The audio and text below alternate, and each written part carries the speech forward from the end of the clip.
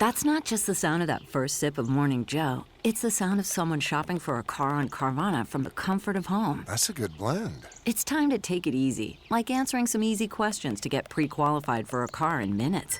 Talk about starting the morning right. Just like customizing your terms so your car fits your budget. Visit Carvana.com or download the app to experience car shopping the way it should be. Convenient, comfortable. The comfort of your favorite seat is now your comfy car selling command center, thanks to Carvana. It doesn't get any better than this. Your favorite seat's the best spot in the house. Make it even better by entering your license plate or VIN and getting a real offer in minutes. There really is no place like home. And speaking of home, Carvana will pick up your car from yours after you finalize your offer. Visit Carvana.com or download the app and sell your car from your comfy place.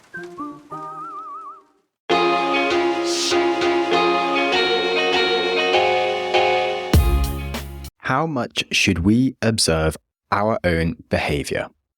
This is a brilliantly meta question to start with that could lead us into the trap of observing ourselves and how much observing of ourselves we can observe ourselves. Well, some ancient Zen wisdom has a story for us here. One day, a grasshopper saw a centipede walking along and stared at him in astonishment. He jumps over to the centipede and asks, "How ever do you know which leg to put forwards first?" The centipede contemplated for a moment and looked at the grasshopper in surprise and then promptly fell over and was never able to walk properly again. And this gives us one clear answer to how much we should observe ourselves, and that is probably not too much. Well, hold on to this thought for the rest of the episode, where things are going to get a bit weird. Hello and welcome to the Growth Mindset Podcast with me, Sam Webster Harris. And today we are going to be thinking about transcendent thinking and multiple dimensions across space and time. This is some of the more fascinating types of psychology that I just don't feel people talk about enough, and I really want to get more exposure to. So firstly, let's dive into transcendent versus experiential thinking. You probably know that there are modes of thinking. You'll have heard of perhaps fast and slow thinking from Daniel Kahneman, for which he won the Nobel Prize. But there is also the existential transcendent thinking versus the experiential in your body thinking. Well, you will probably be familiar with that overwhelmingly expansive feeling of trying to contemplate concepts like the indescribable vastness of the entire universe, or how face-meltingly fast the speed of light is. A really interesting fact here that I still haven't wrapped my head around is that physicists reckon that the observable universe is probably only 40% of the total 5 trillion galaxies that they think there are, if it isn't actually infinite. But due to the expansion rate of the universe and the speed that all galaxies are getting further away from us, even if we develop technology that allowed us to travel at almost the speed of light, we still would only be able to visit about 1% of the actual universe. But the thing is, of course, that would never happen. So in reality, even if technological progress goes amazingly well and we do start visiting other stars without wiping ourselves out, we're probably only ever going to reach perhaps 0.01, maybe 0.001% of the universe if we're lucky. And that is an interesting fact for anyone contemplating if we'll ever meet aliens. Anyway, the lower ego, out-of-body thinking style, existential, etc., is quite different to considering decisions of what should I have for lunch? Is $8 too much for a coffee? I would say yes. Or perhaps conflicting desires like, I want to go for a run today, but I don't want to go for a run now so much, and probably later it'll be dark and I really don't want to go for a run when it's dark. Do I even like running?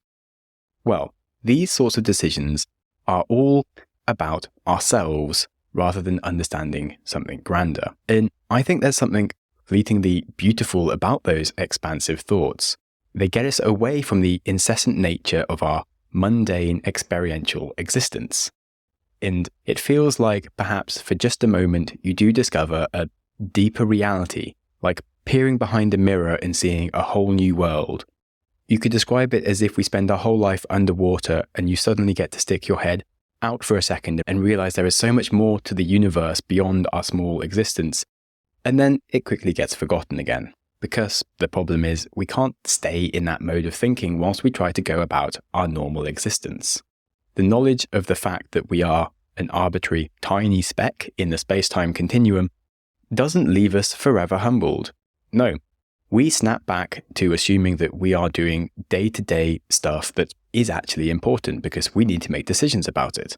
We even delude ourselves into thinking that maybe even something or someone else cares and perhaps even notices all these small, inconsequential challenges and thoughts that we deal with. The very concept that all our little thoughts and actions are never noticed or remembered and are lost in time forever is not very agreeable or nice for us to think about. That is possibly one of the reasons why God is such a pervasive concept. It intuitively makes sense to our ego that at least something out there cares.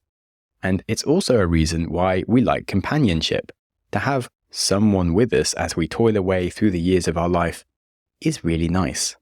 Parents, of course, will know how often toddlers just want an audience to watch them do something that is completely mundane. And it turns out that feeling never really leaves us. A lot of companionship is just simply being a witness to others. So, back to the humbling thinking modes of contemplating the size of the entire universe. How many dimensions do you think you make the most of during your life? It might seem like an obvious answer of 3 dimensions, but I have an interesting thought experiment for you.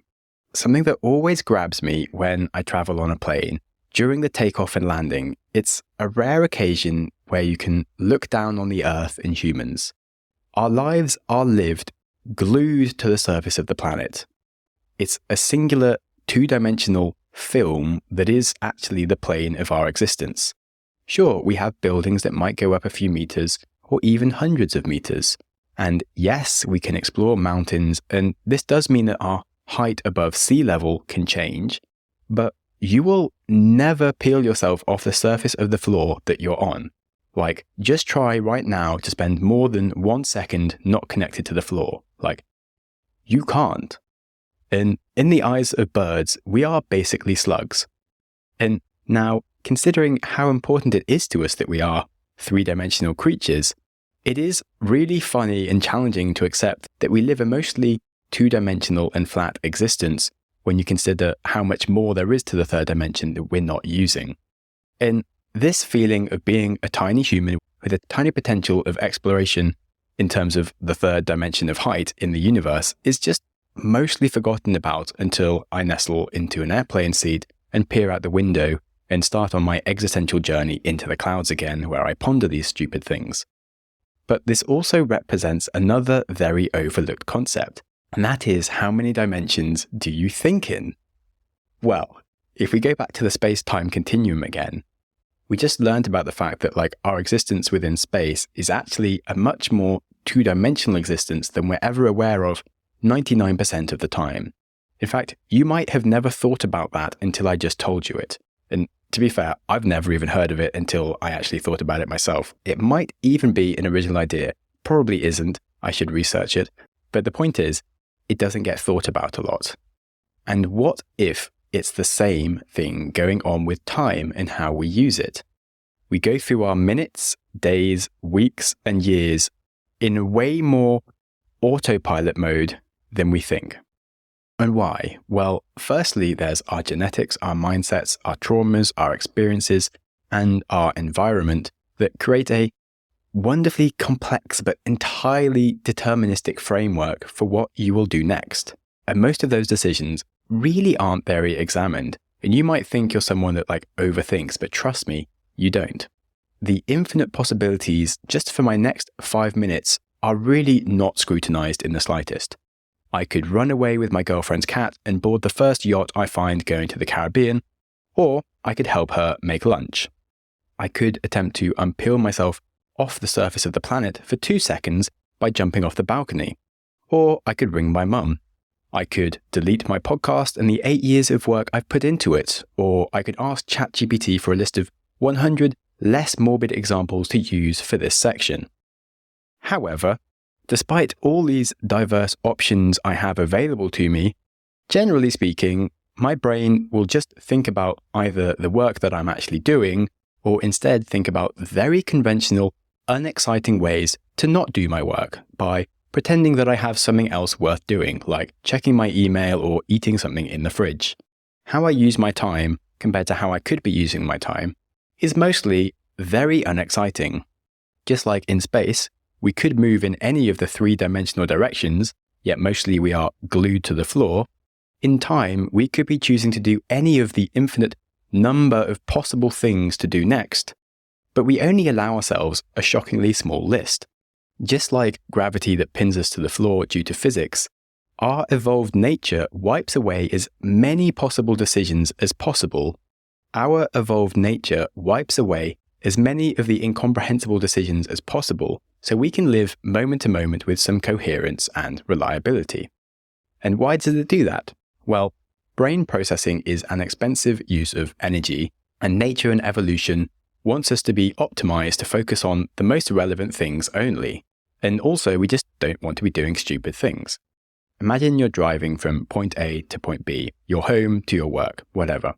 You might think you're making lots of decisions during the process in terms of when to pull out, when to take over, what radio station or podcast to listen to, but actually you are wiping out the trillion other options that you could make along that journey.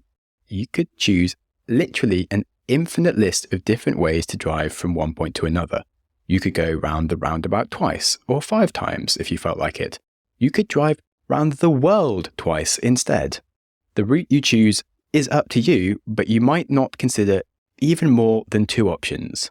Then there's the other side of driving. You are choosing to stay on the road and be a sensible driver. In any moment, you could turn the steering wheel slightly too little or brake slightly too late, and the journey would end in disaster. Every single moment, that could happen. Yet most of the time, you don't need to think about all those possibilities. You just need to physically and mentally stay in your lane.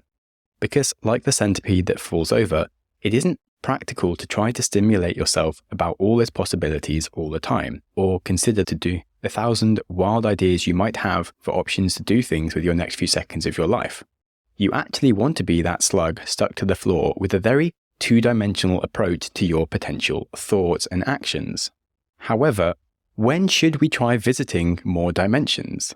Well, just accepting the laws of a fixed plane of thinking is of course not very growth mindset, is it? I think it's a little sad to not put a bit more of our brain power into regularly coming up with new options for how to spend your time. Maybe once or twice or 3 times a week, gathering a few ideas to culture some more excitement in your life as it passes by. Instead of turning on the TV and seeing what's on Netflix at the end of the day, try watching like 1 Oscar award-winning film a week. It's different. What about cooking? Most humans have a repertoire of 10 meals that they know well and make regularly. They'll make them month in, month out for their life. It's routine. Try and challenge yourself to get some cookbooks and make at least 1 meal you've never heard of before a week. Maybe take a different route to work or walk somewhere you haven't been. Research a list of games that you want to play or activities to try and schedule 1 or 2 things into that week that gives you a bit more like chaos and diversity.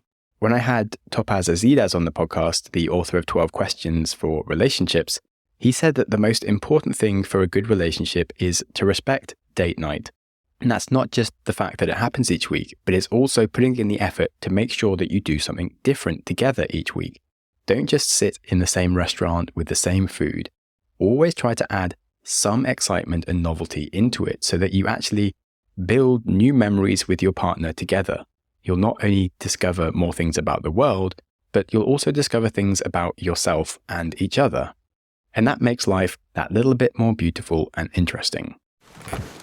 The comfort of your favorite seat is now your comfy car selling command center, thanks to Carvana. It doesn't get any better than this. Your favorite seat's the best spot in the house. Make it even better by entering your license plate or VIN and getting a real offer in minutes. There really is no place like home. And speaking of home, Carvana will pick up your car from yours after you finalize your offer. Visit Carvana.com or download the app and sell your car from your comfy place. Man, that sunset is gorgeous. Grill, patio, sunset. Hard to get better than that. Unless you're browsing Carvana's inventory while you soak it all in. Oh, burger time. So sit back, get comfortable. Carvana's got thousands of cars under $20,000 just waiting for you. I could stay here forever. Carvana, where car buying meets comfort meets convenience. Download the app or visit Carvana.com today. And now, a drum roll, we get to talk about good old entropy. Entropy is a wildly difficult concept to wrap your head around, but it's mostly the measure of disorder in the universe, and naturally everything moves towards higher entropy and chaos. Humans, however, are anti-entropy machines. Your house will become slowly messier over the week, yet you clean it up. The phone that you have is a bunch of different chemicals organized into a functioning and non-random device. You may have heard that our brains are the most complex known structure in the universe, and they are designed to work things out so that we have solutions. And some of those solutions are the things like our habits and our routines. They are easy answers that we can come up with for living day to day so that we don't need to think about what to do. But we should, however, sometimes use our brains to introduce some chaos into our lives and allow for more random chances and surprises. I think doing this also allows for more of our own autonomy in our observed choice in our actions, because staying on autopilot too long takes away our choices and our control. The years can literally fly by, and we look back on them and feel like we were just an observer of our life as opposed to the person living it and making those decisions for ourselves. And I think this is so important and so overlooked, which is why this whole explanation up to this point has sounded so weird, because it's just not natural for us to think like this. Most of the time, we're just doing what's next and what's in front of us and what's obvious. We're not going like, ooh, how do I think in the fifth dimension? Because it's a bit weird. However, to make it a bit simpler, in the realistic too long don't read summary of what I've said so far, it's basically saying that you should put a little time into planning some more interesting things in your life to allow for richer experiences over your short life. And why? Because we fall into unknowingly very simplistic routines that work for us, and so we stop doing more interesting things. And of course, we might think we're in control of our life, but the reality is that we would probably do things differently if we were truly aware of how short and how important it is. I've had a few existential conversations lately about death on the show, and it's made it obvious to me how many people don't have anywhere near the growth mindset they would have if they haven't had a near-death experience. If you were run over by a bus today, and you managed to get rushed to hospital and saved, and after months of recovery, you eventually have all your health back, and I bet you would think differently. I bet you would have a new lease on life. So ask yourself, what would you be doing differently if you truly accepted that you could be dying at any moment and that there's no backup plan for your life when you're a bit more adventurous and willing to do the things that scare you? Would you travel more? Would you date differently? Would you live somewhere different or have a different job? Be really honest with yourself. I spent a lot of my 20s living in London, and honestly, it is not the place for me. I now live near the beach in Portugal where I can surf, and that's a dream I've had since I was 5. No one made me take ownership of my happiness. I just had to go and do it. How about boredom? Can you let yourself be bored? Can you go for a walk without your phone? Why is this important? Well, it's only when you're bored that your brain has time to come up with unresolved problems like, what are you doing with your life? And come up with good ideas. And if you can't be bored, is it because you're letting your habits of routine and reaching for distraction rule over your ability to be at peace with your mind just being by itself? And that might sound mundane, but it's super important. It also relates highly to just the emotions we tie ourselves into for no good reason. Do you ever get annoyed at things or maybe become blameful? Well, if you do, that limits your ability to actually move forward in your life with freedom. When an argument starts, you just let it cascade forwards and blame the other person for hurting your feelings, Or do you stop and ask to take 5 minutes to calm down and work out where the miscommunication is happening for both of you and work towards resolving things instead of making it worse? James Clear has a really great quote on this. He says, "Holding on to anger and resentment is like scuba diving with an anchor. As long as you're clinging to it, you are bound to the seabed, limited in movement, unable to appreciate the coral reefs and the colourful fish that dart in and out of view. Forgiveness is letting go of that anchor. It isn't about declaring what was done to you is okay, but it's about unburdening yourself so you can swim freely. Forgiveness is the gift that you give to yourself. It's the gift of letting go of the anchors that you are carrying." And I love that quote and the fact that it arrived in my email inbox yesterday because it perfectly fits with everything I've already just written and spoken about here and the concepts in general in this episode. Because I've been talking about breaking out of the flat dimensionality of our lives, and holding on to anger is another one of those things that just keeps us stuck and unable to live freely. So, with that, start making those decisions that will give you more freedom, because you are the only person that can give yourself that diversity in what you do with your life. You might remember that I started with the question of how much should we observe our own behaviour? Well, we don't need to be like the centipede that falls over trying to overthink through every single leg movement. But it is worth being that little more thoughtful with how we live our lives. It might be just 5 minutes a week of actual thought that you need, or a short conversation with your partner to just add some extra spice into your life. And if it saves you from reaching the end of your year or the decade and wondering what happened with it all that time, it is so worth it. So give yourself the permission to be a little bit more crazy and a little bit more adventurous, because no one else is going to give that permission to you. It is up to you to let go of your anchors. Right. I hope you're having a great day, and let me know what you thought of this episode. It definitely was a bit more of the experimental ideas I think about versus some of the more standard topics. But if you think it's a value add to you and worth having in the show, let me know. If you know someone who has a really boring life, do send them this episode because they obviously need to listen to it. If you know someone that also has a very exciting life, then send them this episode as well to let them know that you think they are living with full dimensionality and vibrancy. And then last request is that if you are feeling super, super kind, or you just need a good reason to procrastinate, then feel free to hit me up with a good rating, as it is very much appreciated. So, keep your life interesting, don't be a passenger in your life, take action, make sure you live it with intentionality and purpose and a little bit of chaos. Be kind to yourself, and whilst you're at it, be kind to someone else too.